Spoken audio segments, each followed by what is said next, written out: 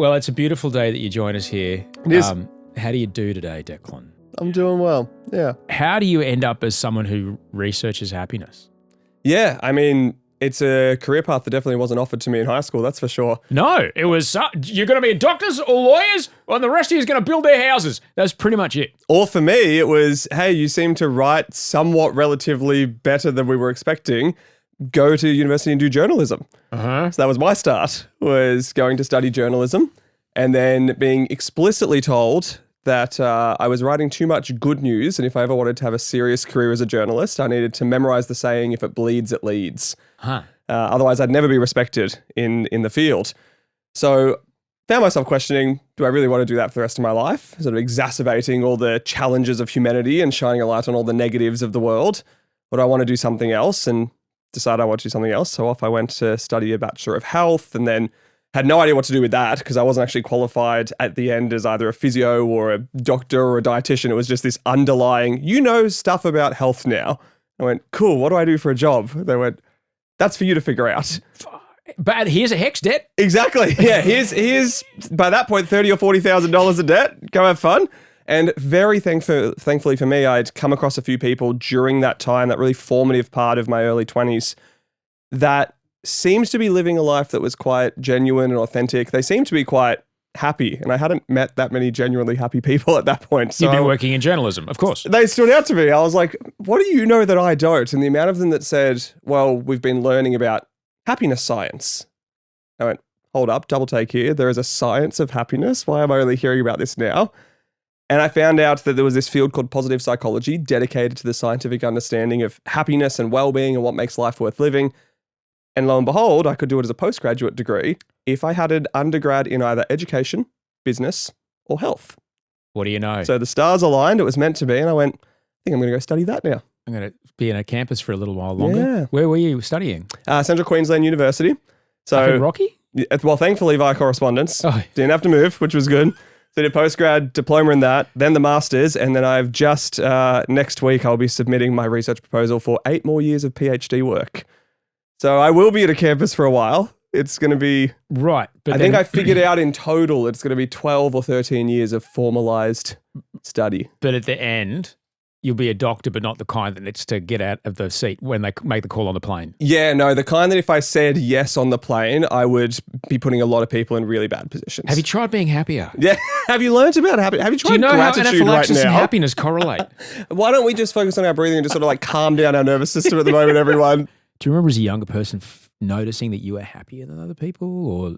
Almost the opposite. Yeah. I think I was known as a happy person, but it was a very false and forced happiness. It was I could play the role. I look back now and think of my early years as being what I call now as a human chameleon. I could be really good at being what I thought other people wanted me to be. I was kind of the class clown. I could fit into any group in school, but the trade-off to that was I had no bloody clue who I was anymore.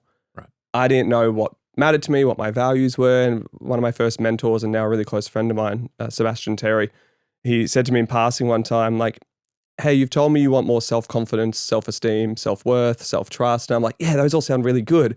He goes, cool, so who's yourself? Because they all start with the same word for a reason. What does he know? He's got 2 first names. And I went, mate, I don't know how to answer this. This is a big question to ask. I think at the time I was like 19 or 20. I was like, that's a big question to ask. When you started learning about the science of happiness, what for you was the most like, oh, of course, kind of thing that you kind of discovered? The biggest one early on was the recognition that happiness is not necessarily the automatic outcome of success or accomplishment. I think for myself, I was very much raised, and I see a lot of people now in the belief of, we call it in the research, the hedonic treadmill or the I'll be happy when trap. You can put anything you want after it. I'll be happy when I get a pay rise, change jobs, lose weight, move house, anything. It's like we're always chasing happiness around the next accomplishment, and we get there and we enjoy it for a moment or two, if at all, and then we set the next benchmark. And I had realized that I'd spent many years chasing happiness, in the pursuit of happiness, but not actually experiencing it. Yeah. And that was a big realization, a wake-up call. And so to dive into some of the research on that and go, well, hang on, it actually seems to be the opposite, that when people learn how to manage their mind and emotions a bit more effectively, when people learn how to form stronger relationships with others, when people learn all these other things that are associated with happiness, they tend to be more successful long-term as well. Like success is perhaps actually better pursued as an outcome of happiness rather than the other way around. I did a whole podcast about the hedonic treadmill. I called it When I, Then I. Just identifying it in myself. You know, like, I've got a bit of when I, then I here. How do I deal with that? Yep. So if people recognize that, we should probably, get a better definition here. I understand what sadness feels like, and I understand what happiness feels like, and I am wired to want one more than the other. What are we actually talking about when we're talking about happiness? So when I talk about happiness, and when a lot of, researchers and happiness scientists talk about it, we talk about it more as an emotional umbrella term. So rather than thinking of happiness just as pleasure or like dopamine-driven joy, which is when you talk in Western context, in Australia, UK, US, and you say, what is happiness? People tend to think of this really fleeting feeling. Goes up really quickly, drops down really quickly. That's true. There are a bunch of feelings that would sit under that category, but there's also a bunch of feelings like contentment, like meaning, like purpose, like calm, like serenity.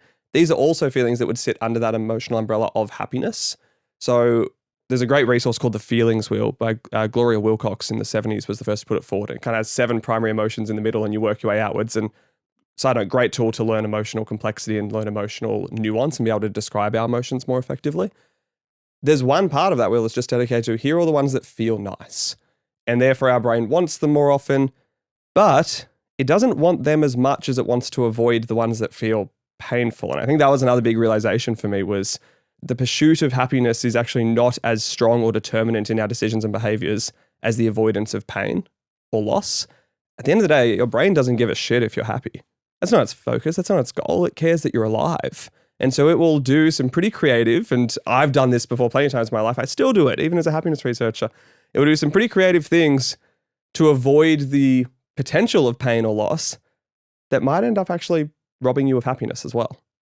And possibly cause you more pain or loss that you don't down the line. Exactly. understand is happening. Avoidance is it's a survival mechanism, and if we're not aware that we're doing it, we may not realize that we're making such a short-term decision, which is going to trap us in a cul-de-sac, and then now crikey, we're here again.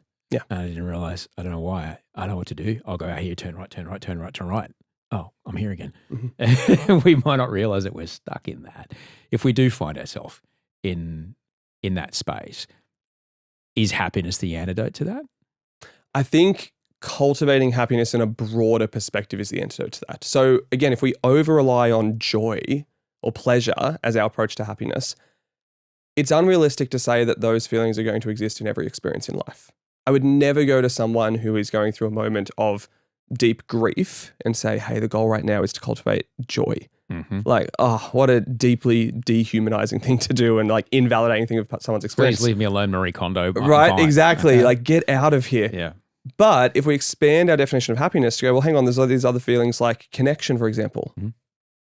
Well, I know that in chapters of grief and loss, when I've lost a loved one in my life, I've also felt intense and beautifully deep connection to other people around me and connection to the person that I've lost. So when we expand our definition of happiness, we start to go, hang on, I can experience little bits of happiness, almost like the silver lining on a storm cloud example. I can find and cultivate little bits of happiness, even in parts of life that I wouldn't have expected it. Even if I'm feeling really stressed, really overwhelmed, really exhausted, if I'm having a moment where I'm feeling anxious, there's probably some form of happiness still there and present. As human beings, we get to be emotionally complex. We don't have to just feel one emotion at a time. We get to have I don't drink, so I call it an emotional mocktail rather than emotional cocktail, but you can experience a blend. That's quite beautiful. You mentioned that our brains are kind of wired they're basically wired for our survival, to keep us safe. That involves avoiding things that we think might cause us pain. Happiness is only one part of what it is to be human. That discomfort is also a part of being human, because not necessarily all avoidance is bad. We should learn from it. Touching the hot plate, not fun. I need to learn from this. And I've made a poor decision and I broke someone's heart. Now they're looking at me and crying. Oh, well, what's happening now? What's this feeling inside me? It helps us, informs our choices. What's the idea about, how happiness balances out with the rest of these feelings that make us human? Yeah, so I don't believe in the concept of good and bad emotions. I think we've entered a bit of an era on Instagram and TikTok almost of like toxic positivity of, just find gratitude everywhere. I'm like, look, yes, gratitude is a good practice, but to your point, all these other emotions are also valuable. They're trying to tell us something. I'm much more of a fan, and it may be an oversimplification of how complex our emotions are, but I like the approach of we have the emotions that would fit under the happiness umbrella term, and we have the emotions that would sit maybe more under the challenging umbrella term. Like they're challenging to sit with, they're challenging to wade through and to unpack and explore. And this brings me back to, I don't know if you've come across Viktor Frankl's work, The Man's Search for Meaning. Yes. Yeah. So great research, great contributor to our understanding of the psyche and the human experience. But he's got this great quote that says, challenge without meaning is suffering, but challenge with meaning is growth.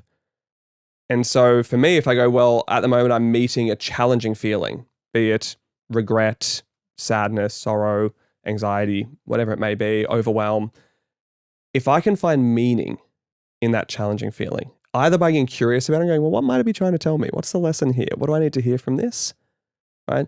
Or by just allowing myself to feel it and experience it. Sometimes I don't even need to make sense of it. I don't need to hyper-rationalize my feelings. I can just experience them and go, oh, turns out I just had to feel it and it would pass. I need to stop wrestling with it so much.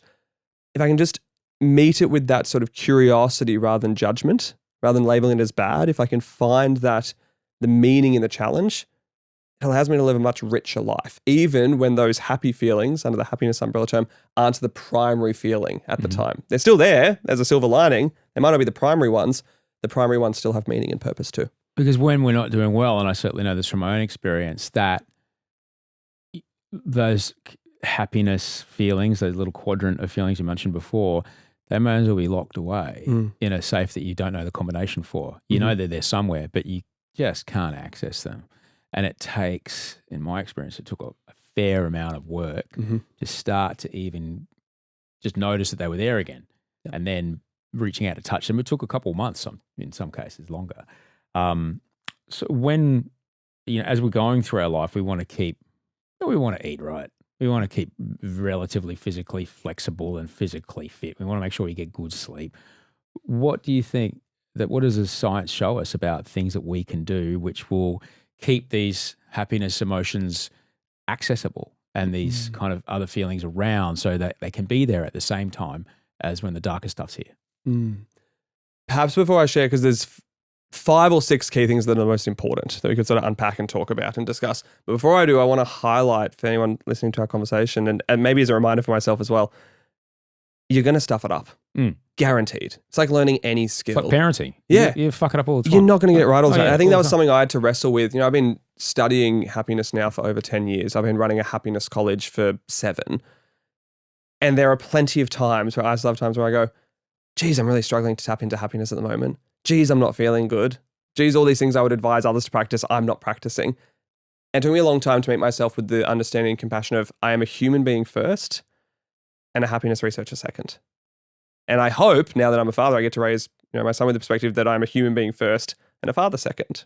We're going to stuff it up. We're going to get it wrong. And having some empathy for ourselves can be difficult if no one's ever really considered that, because we're harder on ourselves than anybody else is on us. Definitely. Where do you access that empathy for yourself where, you've just found this place of like, oh, I'm a human being first and, then a happiness researcher second? That might seem people listening going, oh, that's all good, well and good for you. How would you recommend people kind of access that? Yeah, I'm a big fan of, there's a researcher who specializes in compassion. And so I'll refer to her work. Dr. Kristen Neff has spent her life studying compassion, her career studying compassion. And I was fortunate enough to connect with Kristen a few years ago, and she shared this perspective on compassion of just allowing ourselves to start by saying, this is a moment of suffering, or this is a moment of challenge, just naming it first, right? This is a moment of anxiety. This is a moment of frustration, whatever it may be. Just to say this is here. Second one, it is normal to have this moment of this. We are going to experience it in life. We're probably going to experience it again. It's not the first time. It's not the last time. And then it familiarizes ourselves with it. And from there, we can practice what's called the mindful, compassionate mind, or the compassionate voice, which is, had a friend or loved one come to me with this same thing, what would I be sharing with them right now? I think so often we meet others with compassion. I hope we meet people with compassion. Depending on what you see in the world these days, we might be losing that skill. But we meet others with compassion a little bit more easily than we meet ourselves with compassion. So for me to just be able to go, what would I say to my wife or my friend or a family member who is coming to me with this challenge? After I've had that moment to go, this is a moment of suffering. It's completely normal to have that. What advice would I give someone else? It's just enough to give a little bit of breathing room so I'm not stuck in the whirlpool. Sometimes I think of these big emotions and these big moments where we really frustrate ourselves and our mind's saying all these terrible things about ourselves as this might age me a little bit, but the face hugger from the movie Alien. It kind of like latches onto you and you can't see what's around. You don't have any perspective. Yeah. And so just being able to go, okay, this is a moment of suffering. It's normal to have a moment of suffering. I will have more of these in the future. I've had them in the past. Doesn't get rid of the feeling. That's important. We're not trying to fight it. Doesn't throw those thoughts out of our brain. It just gives us enough breathing room to get perspective. Mindfulness can get a bad rap. People might think that there's linen involved when you talk about mindfulness. I've got to walk slowly through a field, a meadow of long grass, and hear a gong. Otherwise, there's no. Mindfulness is just noticing. Yep. It's just, as you mentioned, it's just noticing, just going, what's this? Let me curious about here. What's happening here? I feel a bit weird in my tummy. Why is that? Okay, that's what that is. Yep. Okay. And once you've done that, you've pulled the observing mind away from the thinking mind, and just getting practice doing that, I found has, as you mentioned, it at least 50% of the oomph gets taken out. Yeah. Of the pain. And it's so much easier to deal with a 5 out of 10 if we're taking 50% out of the way. Oh my God. I can deal with a 5 out of 10 anxiety. 10 out of 10 anxiety. Oh, that's tough. Yeah. That's tough. Right. When you're in 10 out of 10, your decisions and your choices are being run by that. Yep. And you have no kind of wide angle lens on the thing. But, conversely, I have experienced moments of, well, they weren't really moments, let's call them what they really were, though, episodes of incredible elation, kind of inhumanly high levels of elation beyond happiness, which is as equally dangerous to be in that space. Yep. Because that can be the thing that we think we're chasing. Yeah. We can think you think we're chasing this moment where everything is perfect and nothing matters and you can do no wrong. Yeah. But that's, like, happiness isn't really a permanent state, is it? No. I think of it more as I'm driving a bus. All the emotions that are available to me as a human being are somewhere on the bus. My job is not to kick emotions off the bus or fight them. I can try. And if anyone's fought their mind or their emotions before, you'd know that you normally lose and it's pretty exhausting and they just come back louder. My job's, to your point, to be mindful, which is, again, just presence and curious. To be present, be curious and go, which emotions are sitting at the front of the bus today? And I can hear them a bit more loudly because they're right behind me and I'm in the driver's seat. I can hear, confidence or pride right behind me. That feels really nice. Who's up the back of the bus? And then, is there anything that I can practice? Is there support I can get? Is there tools I can do or exercises I can do that can help shift that balance and be like, okay, well, do I want to move certain emotions further back on the bus? Do I want to pull ones further forward? And, half of the battle there, half of the game is, yes, learn how to manage the challenging and difficult emotions. The other half is learn how to savor and extend and marinate in the good moments so they're not so fleeting. Speaking of marination, the idea that stress and difficult to deal with emotions are bad for our health is fairly obvious. What are the health impacts of when we're happy or when we deliberately choose to try and increase the levels of contentment and happiness that we feel, at least have them more balanced with the difficult emotions? Yeah. I forget who I first learned this from. I feel like it was Daniel Gilbert. He's got a great book called Stumbling Upon Happiness, which I think it was from. I may have got that wrong. But there was research that showed that optimism, so having a naturally more hopeful, I'm not going to say natural, I'm going to say cultivating a more hopeful, positive viewpoint on life. Again, not to the point where we're trying to bullshit ourselves and be like, everything's always sunshine and rainbows, because it's not. But just being able to have that sense of, okay, things will work out. This isn't going to last forever. We can move through this. If I'm doing something new and scary, chances are it's going to go good, not bad. It's more likely that it'll go well. That perspective on life, that mindset, which is so much more correlated with happiness, was associated with people living like 8 to 9 years longer. Wow. The trade-off, and I do think it was Daniel Gilbert that said this, was at the time, a lot of the research around smoking was that giving up smoking would save you about 5 or 6 years. And so the joke he used to say was, if you take away smoking from someone, but they end up remarkably pessimistic and they lose all their hope because of it, you've actually made a bad trade. You've lost 3 years net in it. Wow. So, and we see this again in like the longest study ever done.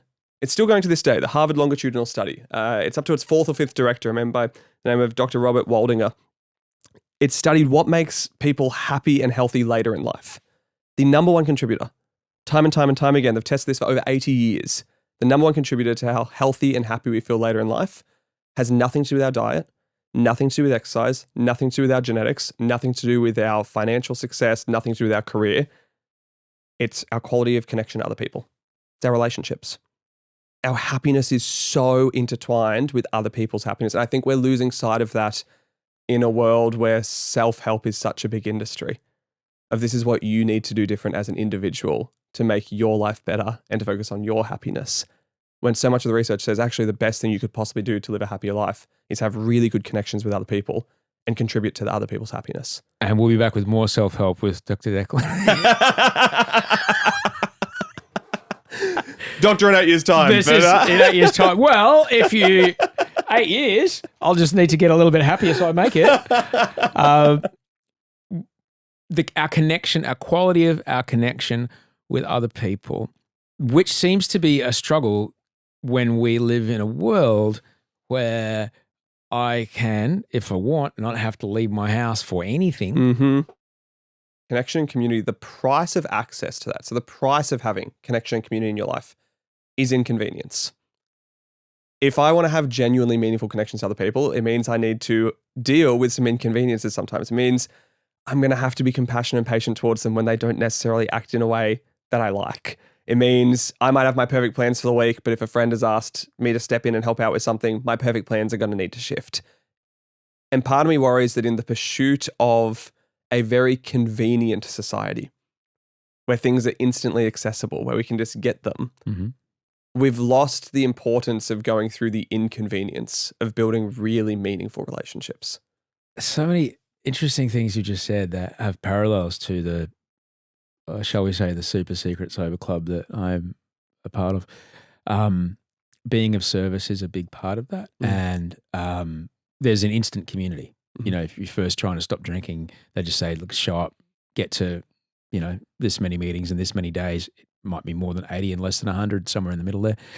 And what happens is you've kind of instantly got other people you're seeing all the time, people who understand where you are, where you want to go, where you want to get to, people who are where you want to be, people who will listen, and, a good cup of tea. And there's also inside of that, there is the element that you're shown from the very first day you show up is like, be of service, mate, be of service. And the first thing they say to you is like, if it's convenient, it doesn't count. Yep. If you're going to be of service, like say you're pulling out chairs before a meeting or packing the chairs away, or, someone calls, you see the phone and you've got their number in your phone and it's like, oh, that's a name. And I put a little code in there to know that's where I met them. Like, I'll stop everything, even though I'm in the middle of something, and I'll talk to them. It's inconvenient for me to take 10 minutes out of my day, but I know this is what I need to do. And what do you know? It works. The connection thing and the inconvenient service part, how do we access that in our lives outside of these kind of, whether they be a community like the one I'm a part of or a religious practice? Yeah. I think get to the point we made before about learning to meet our emotions more effectively. We said, be curious with them, not judgmental towards them. We can do the same thing with other people. Be remarkably curious about other people. There's a beautiful term called sonder. And sonder means the deep and profound realization that everybody else is living a life equally as complex and valid as yours. So everybody else out there is the main character of their own life. They're not just side characters in your life. I know we like to cast ourselves as the center character and go, my problems are bigger than everyone else's and no one's going to understand. My goals are more important than everyone else's and no one can help me get there. No, mate, I'm an NPC. Right? Yeah. It's like, we all are. In other people's stories. I'm an NPC as far as anyone else is concerned. I'm an NPC. No, for a fact that I am like a fleeting side character. That's it. Thousands of people. So there are going to be people listening to this conversation who I am but a passing, fleeting side character moment. I hope I can contribute something in that side character moment, but this practice of sonder, of going, everyone else has this really complex inner world as well that I have, and they have goals and frustrations and challenges. What would happen if we got curious about those? And connection is simply built through what we have in common. That's it. So whether it be we have values in common, we have shared goals, we have shared backgrounds, shared challenges, shared language, shared culture, shared programs and, processes, whatever it may be, when we have this in common with each other, that's where connection is sparked. So get really curious about finding what you have in common with people. Spark up a conversation with someone when you're standing on the train and just get curious about their life, right? Find a way to go, what is it that we have in common? And if you're struggling to find what you have in common, shared sense of humanity. Like, we have so much more in common. I think we're becoming, unfortunately, we're seeing this play out on the global stage now, an increasing division. And people going, well, you have different beliefs to me, therefore we can't sit down and have a conversation or be friends because you're morally wrong because of the differences in our beliefs. That doesn't bridge the challenge that we're having with loneliness, the challenge that we're having with disconnection, the challenge that we're having with isolation. There's a beautiful quote that says, it's hard to hate up close. Yeah. When we get really close to people and we sit down with them, we go, oh, we actually have a hell of a lot more in common than I thought. Yeah. We've got so much more in common than we don't. But it can be hard because unfortunately, we have been conditioned to be more and more in the last 20 years or so, reacting in such volatility to anything that doesn't absolutely align with not even how we feel, but the ideal version of how we think we should be, as you mentioned before, get us in a whole bunch of shit. You're a coach of happiness. Like, what's the difference between a happiness coach and a psychologist? I can go to a psychologist and say I'm not very happy, and they can go, all right, let's talk to cognitive behavioral therapy. Blah, blah, blah, blah. What's the first thing you do when you sit down with someone? Yeah. If I was to absolutely simplify it and say, in life we're going to have moments where we feel -10 all the way through to +10 as a wellbeing spectrum. So much of our approach to mental health care in Australia, I'm glad it's come so far over the last 20, 30 years, but so much of it is still focused on how do we help people who are -10 get back to neutral and functioning and surviving and feeling okay. Yeah. We have a whole national campaign for it every year, Are You Okay Day, which just happened. Yeah. The goal is okay. And I'm glad we focused on that and we've gone into there, but I also think there's a hell of a lot more to life than just feeling okay. The goal is, how do we feel like we're fulfilled? How do we feel like we are happy? How do we feel like we're contributing to others? How do we look back on our life and go, yeah, that was a life worth living? And that doesn't happen from just getting to okay. So we've got this approach, in clinical psychology and therapy and counseling, which is so fantastic for that. And then a lot of people get to that point and then go, okay, but now what? What comes next? And so for me, I got really curious about the idea of opening a college that was focused on the skills that made people happier humans, not the skills that made people better employees, not reactively, not just when shit's hit the fan. Yeah. But proactively, because I genuinely want to try to live as good of a life as I can. So that's the dream. That's the goal. So what happens when people come there is we go, okay, well, what skills do you need to learn? It's a skills-focused approach, a strengths-focused approach, and a future-focused approach. So, people on my team who work at the college, we're not interested necessarily in going back and doing all the stuff of the past. We'll refer out for that and go, hey, go see a clinical psych, go work with a counselor or a therapist. That's still important work. We're much more interested in what are we doing with the years that you have ahead of you? And what are the skills that you need to learn internally to help you more often than not show up as a happier, more fulfilled version of yourself in those years you have left. It might be you need to learn a bit of self-compassion. It might be you need to learn emotional literacy and just being able to name your emotions to start with. It might be you need to learn resilience and grit and, learn how to find meaning in tough times. We teach 70 different skills of happiness at the college. 70. 70. Yeah. Okay. So there's a lot. There's an abundance of them. Yeah. Right. And I don't say to anyone that you need to master all of them. It's kind of like learning a language. I don't need to learn every single word in Spanish to have a conversation with someone. But ¿Dónde está los baños, por favor? Exactly. That's enough to find the bathroom, ask for help, right? Start there. Yeah. So that might be all we need. And so when people come to the college, I'm like, well, what are your goals? What are you trying to achieve? Okay, you might just need to learn 5 of those 70 skills and then off you go. Go on your way. You don't need to be going to a happiness college forever. And these kind of skills that we get up in the morning and do, like, you would do, I don't know, like a salute to the sun, or you get up and do, I'm going to do this many squats and this many push-ups every day. Yeah. That sort of thing? Yeah. So a lot of them I often say the best way to move knowledge from your head to your heart is through your hand. What I mean by that is there's theoretical knowledge, which is knowledge of the head, which everyone gets from like listening to a podcast, for example. Like, oh, that was really interesting. Oh, I learned this. Oh, fascinating. And then 3 weeks go by and you've forgotten it. You haven't done anything with it. It doesn't stick. Whereas knowledge of the heart is more like embodied wisdom. It's like, oh no, I understand this now. Like I get it. And that was a big gap for me. My first 2 years of studying the skills and science of happiness, I was dangerous, to be honest. Like I was a kid with a bunch of new toys and I just wanted to use it on everyone else. And then one of our lecturers turned to me and said, you know that you should self-apply this first, right? Like you need to practice this before you go out telling everyone else it's good for them. Right. And I went, yeah, that's a good wake-up call. I needed to hear that. The only way we move knowledge from the head to the heart and turn it from theoretical knowledge into embodied wisdom is through the hand. And that means either write about it. So I'm a huge fan of journaling. When we get our thoughts and feelings out of our head and onto paper, it means we're no longer meeting them at a home ground disadvantage. If we're trying to wrestle with our thoughts in our head or with our feelings in our body, we're meeting them on their home turf. Not a great way to play. So I love journaling for getting it out. Or the other thing that getting it through the hand means is get your hands dirty. So if it's, hey, we know that exercise is incredibly good for you and building good routines around exercise, cool, go exercise. I don't care how you do it, but do some form of movement. Or if it's meditation, so much research now saying meditation is incredibly good for us. You can listen to every podcast about meditation. You can read every book about meditation. It's not going to bloody make a difference if you don't sit down and do the messy work of trying to meditate. And you'll suck at it first. Yeah. You'll suck at it for a long time. Forever. Because that's it. That's the point. That's the point. It's not that, oh, I'm doing it perfectly because I've got no thoughts in my brain. No, there's like 2 monks in the world that can do that. Yeah. Everybody else sits there the whole time watching the monkey jump around. Yes.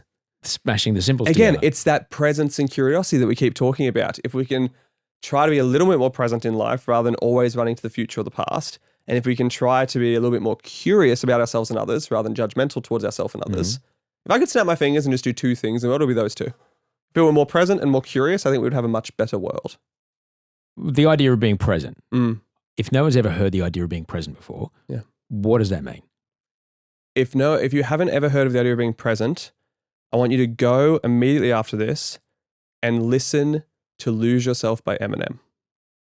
It is the best example I know of what we call flow theory in positive psychology research. Really? Being in the moment, being fully present with it. Flow theory is what occurs when you lose sense of self and sense of time. Well, when I hear that opening riff, man, all I'm seeing is like a highlights reel leading into the NRL finals. You know, it's just Payne Haas kind of running in slow motion. Yeah, they keep playing it at sporting events. They keep playing it. Like flow theory was studied originally in athletes, but they just found it in parents, in CEOs and executives. And what's flow theory? So flow theory is being so immersed in whatever you're doing that you're not thinking of yourself. So there's no self-consciousness. You're not aware of yourself anymore. And there's no sense of time. Right. Now, the key is you then need to feel good after it. So doom scrolling on social media for, you're going to jump on TikTok 15 minutes and you blink and you're like, whoa, where did 3 hours go? I wasn't thinking about myself at all or thinking about time. I was in flow theory. That happiness guy said that's really good for me. Not the same thing. No. Not the same thing. Right? It needs to have some form of challenge to it. It normally needs to have some form of purpose to it. So for me, for example, I get it when I'm in nature. I experience flow theory when I'm in deep conversations. Like I have no idea how long we've been talking for right now. I couldn't tell you. When I play basketball, I lose myself in that. When I play guitar and music or I'm listening to a new album, I think you were in flow a little bit when I bumped into you downstairs. I was like, hey, hello. And you were just gone. You were somewhere else. I was listening to a Fishbone record and I was just like still in motorbike mode. Full in it, right? Yeah. Fully in the moment. Yeah. That is flow. That is, I think, the healthiest and best form of presence that we can tap into. And it's so shown time and time again in the research, it's shown that people who experience that more often in life tend to say, I'm pretty happy. Like my life is pretty good. That's all well and good for us sitting here in this room. But let's say, for example, at 6:15 this morning, today, my son had an excursion where the kids were going to walk to a park nearby. And we've only ever ridden our bicycle to this park. So as far as he's concerned, it's fucking far away. And he's like, just like, I don't want to go there. I don't want to do that. It's like he was melting. When we're in those moments, when we're kind of dealing with a tantrum, how do we get present and how do we get curious when we're in those moments, when my emotions are going for it as well? In those moments, whenever we can tap back into our body, it's a good way to come back into the present because our mind is the one that can run off into the future and past. Our body can't. Our body doesn't go there. Our body is in the present. There's a great technique, you may have heard of it before, the 5, 4, 3, 2, 1 technique for grounding. So if you've never tried this before for yourself, you can literally do it now while we talk about it. First thing you do is you just look around and you name 5 things that you can see. So you might look around and for me, I can go, okay, I can see a pot plant, I can see a motorbike helmet, I can see out the window, there's some monitors over there. And we're just naming what's around us. So we're tapping into the first sense, which is our vision. And then we go, well, what are 4 things I can feel? And that could be tactile-wise, like with our hands. So I go, okay, well, I can feel the desk. Or we can go, up until this exact moment when I said that, I wasn't consciously aware of how my clothes felt against my skin. But now that I've said that, I kind of am. And I'm like, oh yeah, my shirt's kind of sitting there and it's kind of scratchy here. If you're listening to this, you probably weren't aware of how your clothes felt until that moment. Now you're tuning into it. Or you might go, how am I feeling emotionally? And I go, okay, I can feel in myself, I'm feeling quite energized and enthused, but there's a little bit sitting further back on the bus that's a little bit of imposter syndrome, a little bit of self-doubt coming through. Okay, I can recognize those. We're not doing anything with them. We're just naming it. 4 things we can feel. 3 is then, what are 3 things we can hear? We're tapping into our senses again. I can hear a bit of buzzing from the monitor over there. I can hear myself as I speak. There's a bit of a tapping outside that I can just hear. And then by the time we get to 2 and 1, often we don't need to. We're already very present. We're back in the zone. We're not thinking about all our future worries like, oh God, what's going to happen if I can't get this kid out the door and get him to this excursion at the park? Like we're dealing with future concerns. Well, what's 2 and 1? Right. 2 and 1 is then the smell and taste. So you can go, what are 2 things I can smell? 1 thing I can taste. The reason I say you often don't need to get to that point is contextually, the first thing you can do without people really noticing. But if you're in a meeting with someone and you try to ground yourself back down and you start like sniffing the air like a rabid dog, right? Or like you start licking things, people are going to be like, whoa, you're really present, but you're also really strange. Just cleaning my phone screen. Right.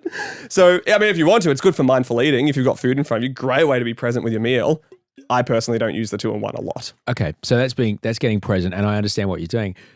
And where does the curiosity come? How do we access that curiosity when, kids in a heightened state? As an adult, I'm the one I've got to do all the emotional regulation in the situation. Yeah. How do I access that curiosity when I'm in this space? Again, it's that Sonder thing of everyone is living they're the main character in their own life. He's the main character isn't in life. This is the main challenge for him that day. This is the big thing taking over his mind. So we get extra curious about that. We try to go, hey. And by the way, hard to do when his emotions are sort of hijacking the decision making as well. So that's why we need to practice for ourselves that 5, 4, 3, 2, 1. Also a great technique to do with kids. I've seen a lot of parents and teachers do this really well. Yeah. Where they'll literally get their hand down and go, okay, first finger, we're just going to look around and we're going to name 5 things we can see. Next finger, we're going to do 4 things we can feel. And like you kind of guide them through it. There's some other breathing techniques you can do. Like you get them to trace your hand. And as you go up, you breathe in. As you go down, you breathe out. Yeah, he does that one. So same thing. We're just, again, we're being present. When we're present together and we're present with each other, even if that's for a split second before the next meltdown, now we've got an opportunity to be curious. Best way to be curious, ask questions. Right. Ask questions. You mentioned the connection that we have and the quality of our connection with other people. What are some ways that we might be able to connect with others or start to seek the kind of connections that will give us access to more of these not catastrophic emotions? I don't want to call them happiness emotions, but access the challenging access the less challenging emotional feelings. Yep. And what are the first things we might be able to start, exploring? Yeah. I'm watching this exact challenge right now. I have 2 much younger siblings. So I have a younger sister who is 16 or turning 17 very soon, and I have a younger brother who's 14. And a lot of their formative years were during the COVID pandemic. Yeah, right. And so, and also they're the first generation that was raised basically from birth on technology. Like for me, I had a lot of my childhood pre-technology. This emerging generation hasn't had that. And so our way of communicating, our way of connecting has radically changed. Some ways good because we can tap into communities that we otherwise wouldn't have been able to. Some ways bad because we're losing some of the depth of the connection. I've been having conversations with them about what we mentioned before, which is connection is fundamentally built on what we have in common. So find a starting common point. For my younger sister, she's really into netball at the moment. And so she's been not only playing netball and connecting with her team, but she's been finding ways to have conversations with some of the girls on the other teams. Because again, what we have in common is bigger than what we have different. You're on different teams, but you both love the same sport. You're both growing up in the same area. You both speak the same language. And so you're starting to have those conversations there, which is really nice to see. And then that kind of blossoms and turns into friendships. And, oh, you know that person? I know that person too. And then before you know it, it can expand out from there. My little brother is, starting to show like interests and passions and hobbies and stuff like that. And again, I'm saying lean into that. Find other people who share that with you. That is your starting point. And then from there, we build out, build out, build out. So whatever it is, whether the starting point is, we go to the same, in this case, we go to the same meeting and we have that structure, or we're part of the same religion or faith, or we're part of the same family network or community. Find a starting point. You're right. And then see what else you can expand it into. The other morning, she works as a Pilates instructor, she sent a photo of like there's this run club somewhere in North Bondi at, I don't know, stupid o'clock in the morning. It was like 300 people standing there. Yep. And it was cold, right? And there's 300 people standing there at not even 5 o'clock in the morning. Yep. I don't think they're there for the running. Yep. But what we were saying before, the price of community and connection is inconvenience. They could run at a nicer time that's not as cold, that they don't have to commute to start. You could run from your front door. Yeah. Right? But paying the dues of inconvenience to then tap into that community and connection, it's probably a lot more powerful and profound for them than just the act of running. The idea of trying to find a community that is already into the thing that you're into. Just by doing that, are you saying that starts to unlock those more kind of pleasant emotions in us? Yeah, it's a big part of it. Again, like one of the largest contributors to how happy we feel in life is going to be our connection to others. So we have to be willing to do the inconvenient things, to do the difficult things, to do the awkward first part of introducing yourself to someone. Yeah. And then expanding that connection. It is an awkward first part. This week, for example, I'm in my 30s and I still feel that nerves and awkwardness about asking. I've been playing in a social basketball league for the last couple of months. New team, most of the people I don't really know other than we show up to basketball on a Wednesday and we play together and we all go home. I couldn't tell you what they do for a living. I couldn't tell you anything about them. But we have this shared, we play basketball together. Anyway, after this week's game, I said, hey guys, there's a new ice creamery that just opened around the corner. They want to go get ice cream after the game. And part of me was like, that's a bit of a weird thing to ask in their 30s. Like, what are we, a bunch of kids? People are going to judge this. People are not going to come. And half the team was like, yeah, I'd love to come get ice cream. And on the walk there, we started chatting about what we did outside of basketball, like in these very informalized settings. Yeah, right. And so now I feel more connected to these people because it's expanded. But it only expanded because I did something that was different. But you'll also play better. Yeah. That's the thing. As a team, you also play 100%. better. 100%. Cultivating more happiness in your life can give you many benefits in a health front. But I've found when having conversations about climate stuff with other people, it's the economic argument that gets most people over the line. What's the economic argument on making time in your day to cultivate more happiness in your life? Have you noticed that you spend more on Amazon when you're unhappy? There's the first argument.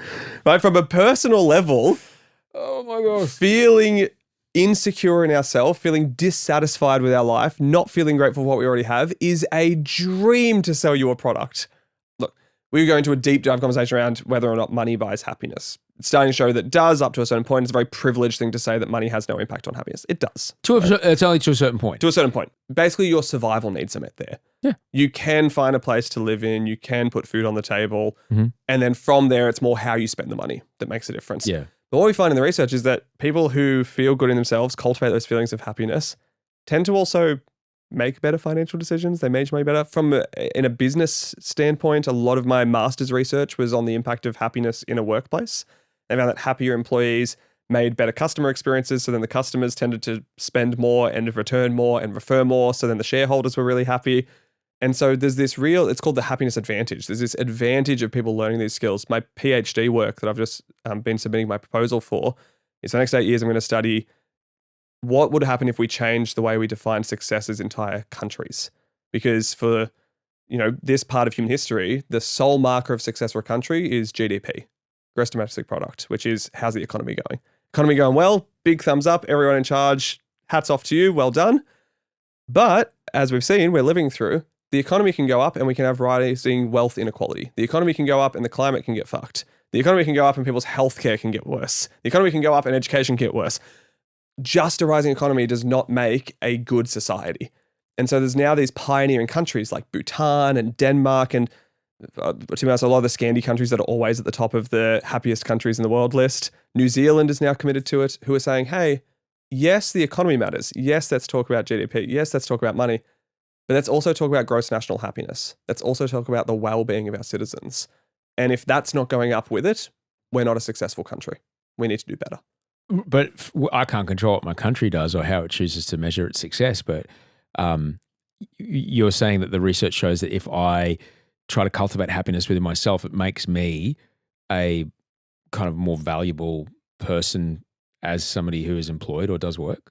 Yeah, a greater contributor. And this is the other benefit in the argument of it is if we support, it's proactive rather than reactive. If we help people in these skills, if we help create a society, if we help on an individual level, people learn how to manage their mind and emotions a bit better, that's going to be less cost on the healthcare system later. One of the biggest costs on the economy at the moment is depression, and that's only rising.